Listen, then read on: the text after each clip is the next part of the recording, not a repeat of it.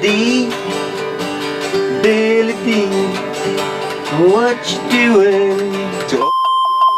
Swearing at the Aussies. What about, how important is it for doctors to initiate patients to move a little bit? I know I'm real big on it, as far as a daily part of their regime. Well, every day that you don't move at a sufficient level, you age quicker and you move away from homeostasis and towards sickness. I mean, movement is an essential nutrient. It's an essential requirement, and it's daily movement is required. So, right. My question is, if you want to be healthy, you got to move. Right. And it's good for brain function too. It's crucial for brain function. As I said, the brain runs the ecosystem, the cerebellum runs the brain, and movement runs the cerebellum. Right. That's a good cascade right there too. I wrote that one down. Now we've got 3 more modules coming up. I don't know the dates either. You'll have to look that up. We've got nutrition coming up next, and then after that is exercise, and then after that you're going to come back and do thought. Thought is one of those things that I've always kind of. How do you teach that to patients? Well, the first thing you have to get across is the fact that their thoughts matter. Right. And that they're responsible for them. Okay. So most people don't really understand that they're responsible for their emotion, their state of emotion, and that they're responsible for their state of self-esteem and everything. Now, don't get me wrong. There's certainly people who have had some very challenging environments and have developed some very understandable patterns of thought and emotion based on those patterns. But the reality is, we know for sure that ultimately, if they want to have a better state of mind and a better life, that they are the only ones who are capable of changing those thought patterns. So, if we're not responsible for it, it means it's not within our control to change it. And the truth is, we know. I mean, the greatest example is Viktor Frankl, who was interned in a Nazi concentration camp and made the decision that the one thing that no one could control were his thoughts. With a gun to your head, I can't control what you think. You will always have autonomy over what you think. And so, mental fitness, as I call it, or emotional fitness, is based on the idea that you have to have a daily exercise regime, a daily fitness regime.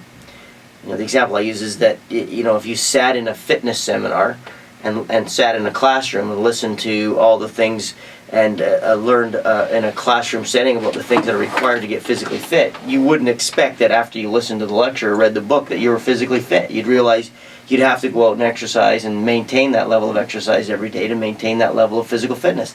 And the exact same thing is true for emotional fitness.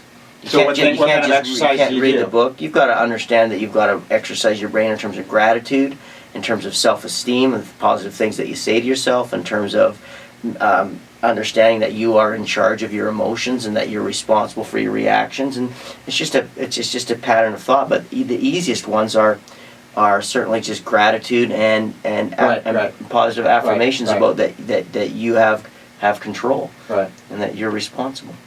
Yeah, you kind of said it brilliantly today too.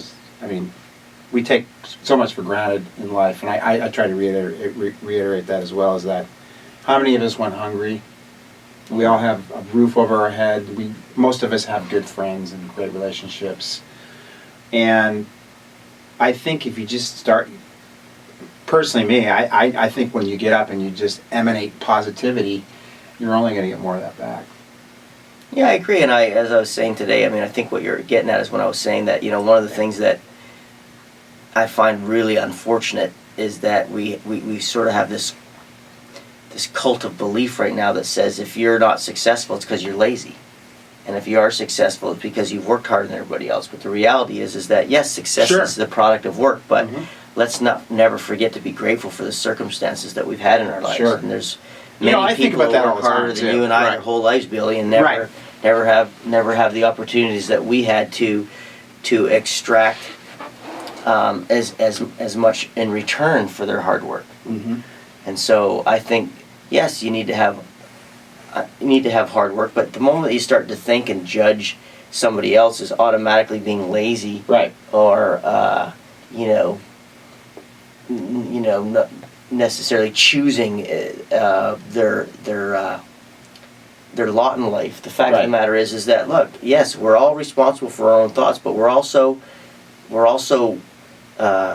products of the environment that we were growing up in. Sure. So if no one's taught you that you're supposed to, I mean, we all learn things all the time at seminars and everything else. We're like, wow, I mean, that's such a great point. But what if you could never afford to go to seminar? Right. What if your parents never, even opened you up to education? What if you were beaten your whole life as a child, or burnt with cigarettes, or your parents were drug addicts, or whatever? How do you expect that person to even understand the concept of self-improvement or taking responsibility for their thoughts? They have to have some kind of access to information that can form a synapse in their brain to create the thought of a possibility.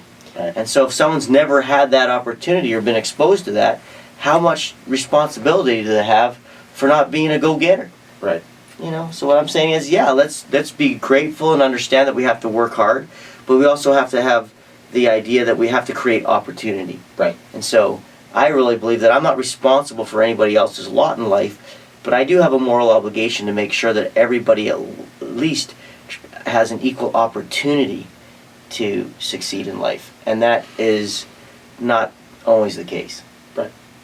And a very perfect example for me is, half my practice is Hispanics, and they're probably some of the hardest working people I've ever met. No kidding. And it's just, I don't know if it's just, they didn't grow up in America. They grew up in Mexico, and then they come here and they work their asses off. And I sometimes almost feel like I know I could take this. There's like, for instance, the guy that washes my car. I know I could take that guy and take him to the next level if I just introduced him just some simple concepts about how to run his business a little bit better. And then he would be even more successful. And a lot of it has to do with, we have been, as Americans and Canadians, we've lived pretty high on the hog because of the fact that we were born into it. Yeah, and you look at somebody that grew up in Africa, same thing. And also we have to just admit that a lot of the things that we have come from the fact that we've not just created ourselves, but that we've extracted resources and we've extracted things from other parts of the world. Right. Like, the truth of the matter is, we're wearing clothes that were made by a kid. Right. And you could use the excuse, oh, it's free market, but then all you have to do is say, well, would it be okay for your kid? How can you ever say that a circumstance is acceptable for another human being, and if you have some input in it, if it's not acceptable for the people that you love and care about? Right. I just don't. It's not my philosophy in life. Yeah, but you put it succinctly today too about, and I said this last week, we can't have a strong country if everybody's sick. And the cost of the sickness in this country is what's bankrupting a lot of these companies. When you look at, number one, what was it, 9 to 16 sick days a year to up to 47. What's the 45 to 91 lost days in productivity, Yeah. and an average of about 9 days a year from just being away from work. Absenteeism. The lost productivity is presenteeism. They show up for work, but they don't get anything done. So, there's no question. You talk about wages, and you talk about how, if you look at the amount of money that's wasted because of sickness. And roads. And roads, yeah. A lot of money spent on building roads, Billy. Yeah. Roman Empire. And what was the other one? Roads and the War Machine. Yeah, standing armies, expensive. Yeah, the War Machine. We had some pretty good conversations, a little conspiracy talk last night. Survival tactics. Survival, yeah, you got to talk. You want to get into that at all right now? Not really, no. Okay. He's got to be a bashful, right? I think he's had a full day, and I've had a full day too. So you want to sign off then? Anything you want to say in closing? Well, your program's amazing. I think all chiropractors should go to it. Thanks. That's nice to say. But I love learning. I'm sorry. Yeah. I may be whack job, but I love to sit and learn. I haven't had anybody disappointed yet. Right. And so, thanks. Yeah. And I know what make people a better chiropractor. It's a nice mix. Well, the bottom line is, look, if our outcome goal, if we admit that the reason we're in existence is to try and help sick people get and stay well, then I really believe that we have a moral obligation to be lifelong learners and formivores. Constant consumers of information in order to allow us to do the best possible job we can for our patients. That obligation comes along with the privilege of being a doctor. And if you're not willing to do that, then I'm not sure that you're in the right line of work. Right. So I look at it. All right, we're gonna wrap this up. Do you want to get like a McDonald's or something? Yeah, let's get a some Mickey French D. fries and Yeah. shake. And Maybe I can eat some more raw. we go home watch Raw some whatever I TV. was eating. Yeah, he was squirmishing about the consistency or the texture of the food last night. I go, you're starting to sound like Billy? no, a cat. My cats don't like the texture of Cat food. cat food. That's it. All right. Signing off, Billy D with one of my mentors in life, Dr. James Chestnut. Rock and roll. Can you do that, James? Can you do that in Canada? He likes old rock and roll. Cheer, That's what yeah, I like. like Skinner. All right, rock and roll. Brisbane. Brisbane. Down in Brisbane, Brizzy. Brizzy. Brizzy. They can say Brizzy. He's drinking wine, tequila too. He's doing shooters, and then he puked. I didn't puke though. Oh, okay, Bailey D. Shocked the world with his F-bombs. In old Brizzy at DG.